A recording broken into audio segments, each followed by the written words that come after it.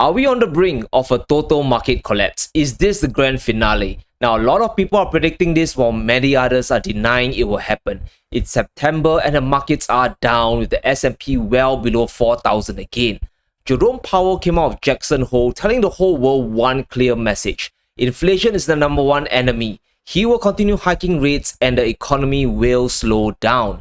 Remember, we are already in a technical recession and hiking interest rates when the economy is contracting isn't good.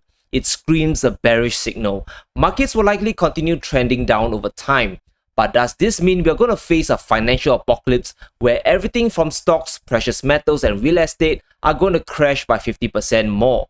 Now, what I hope to do is share the events and tail risks looming ahead that could spark a collapse of the financial markets. Now, nothing is 100% certain, and I hope this will help you form your own opinion.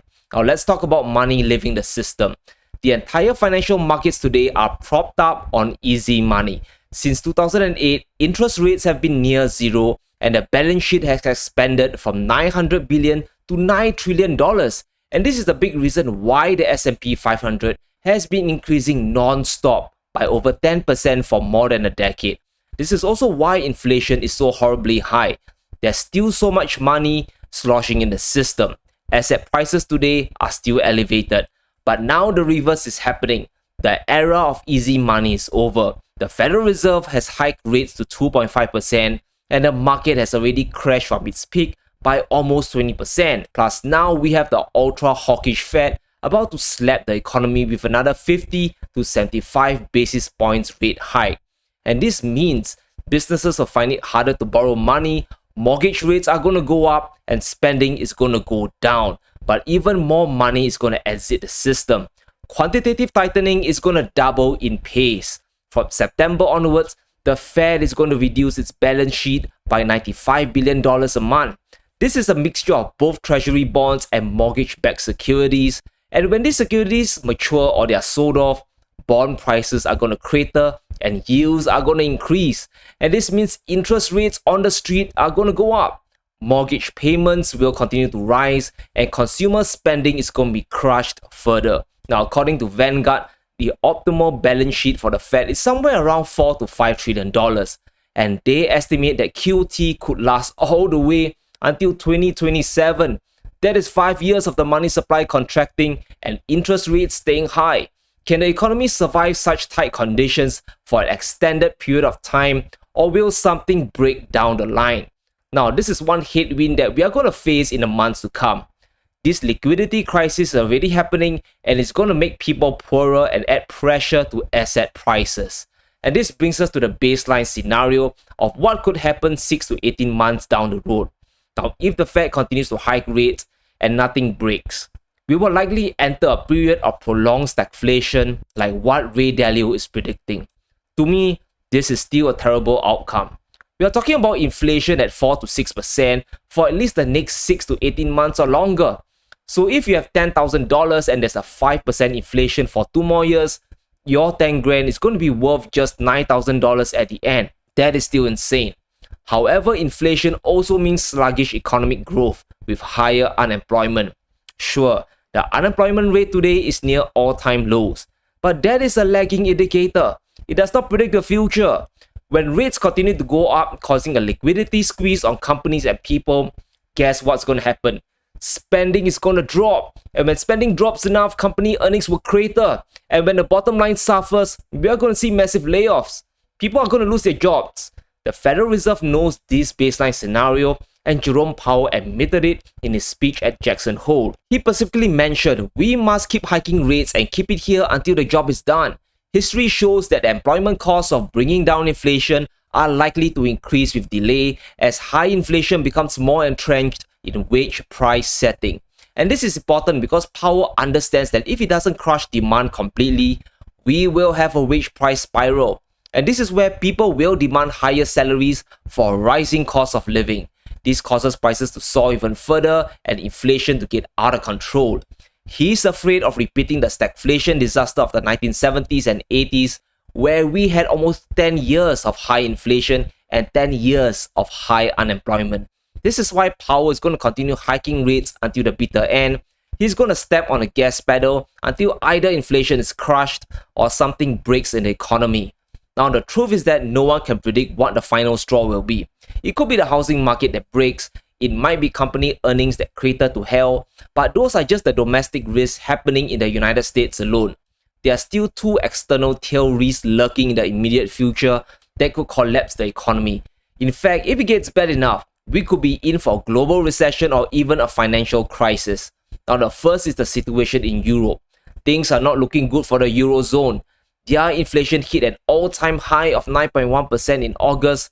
We have Spain at over 10%, Germany at 8.8%, and we have Goldman Sachs predicting UK's inflation rate could reach 22%. That might be enough to cause social unrest. Inflation in Europe will cause the exact same effects. People will be so broke that all their money will be channeled into food and gas. Discretionary spending is going to crater and we can kiss goodbye to Europe importing stuff from the rest of the world. And winter isn't even here yet. When winter comes in December, we are going to see just how strong the European economy is. Electricity prices are already through the roof, and from now to the end of winter, Russia could restrict their gas supply to the Eurozone at any time. They just shut off Nord Stream 1 a few days ago for maintenance works, and they could do it again during winter. Now, this is a terrifying prospect that will just cripple the Eurozone and cause inflation to spike even higher. Every country there could hit double-digit inflation easily if that happens. And if that happens, the ECB will have to hike and cause a recession. Because if they don't destroy demand, then we could have a serious case of runaway inflation. So for now, we have a volatile situation in Europe, and if demand destruction happens over there, exports across the world to the EU will drop. In 2021, America alone exported over $271 billion worth of goods to Europe. And if people in Europe don't have the money to buy American goods, companies back home will suffer. That could trigger another market collapse. Now, the whole world is now hiking rates. Central banks have synchronized their tightening, and this is going to add pressure to the economy. Do you see how interconnected the world is today? Globalization is a double-edged sword, guys. We have enjoyed the blessings. Now we are beginning to see how bad of a curse it can be. And the second tail risk is the Russian oil price cap. It is now official. The G7 has agreed to implement a price cap on Russian oil from the 5th of December this year. The G7 countries are going to dictate how much Russian oil can be sold for. So if oil is $100 in the open market, the price cap means Russia can only sell their oil at maybe $50 or $60, for example. In fact, this price cap is going to align with Europe's banning of Russian crude oil on the 5th of December and oil products on the 5th of February 2023. Now, this is a very risky gamble because winter is coming and Russia might not play ball.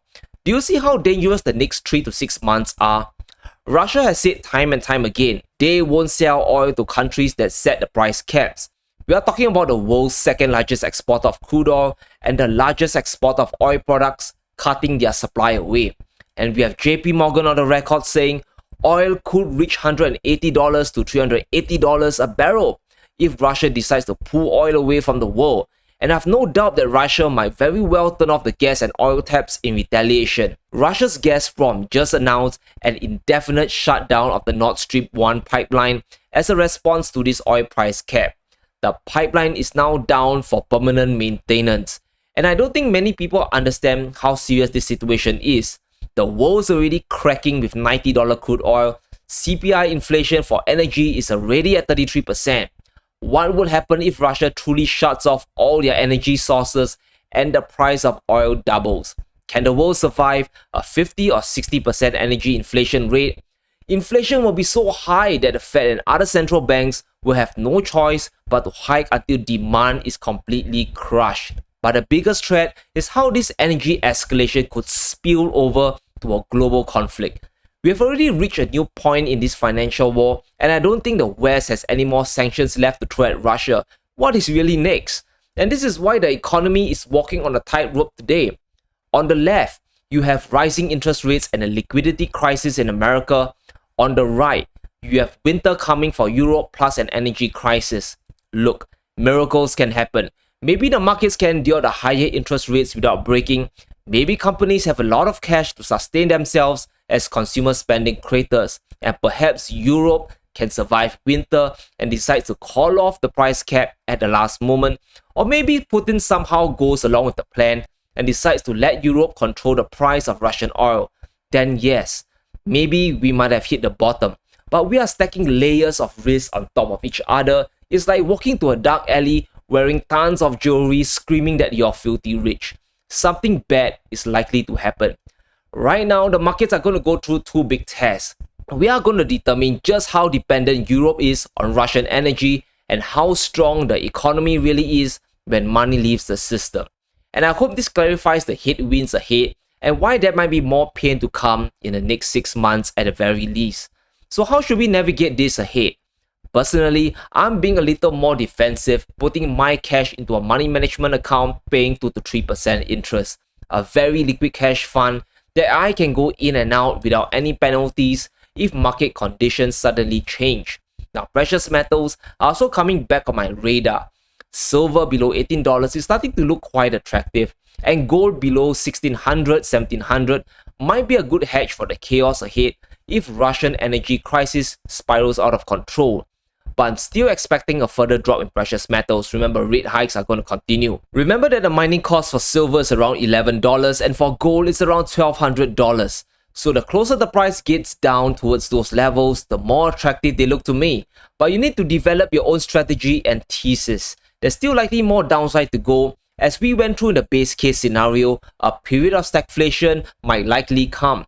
Interest rates are going to rise, spending is going to come down, and the stock market valuations are going to normalize down as well. I won't be surprised if the S&P revisits the recent bottom of 3,700 at the very least. Now, whether this is the financial apocalypse or market meltdown, it depends on how well the world can navigate through the next 6 or 7 months. And you never know, the Fed could lose their minds and actually pivot if the economy breaks. Then we'll be trapped in an internal inflation hell. So let me know what you think. Is the market about to collapse even further, or have we reached a bottom and a big reversal is coming? Let me know in the comments below. Stay safe, be sure to smash the like button and subscribe as we navigate through these crazy times.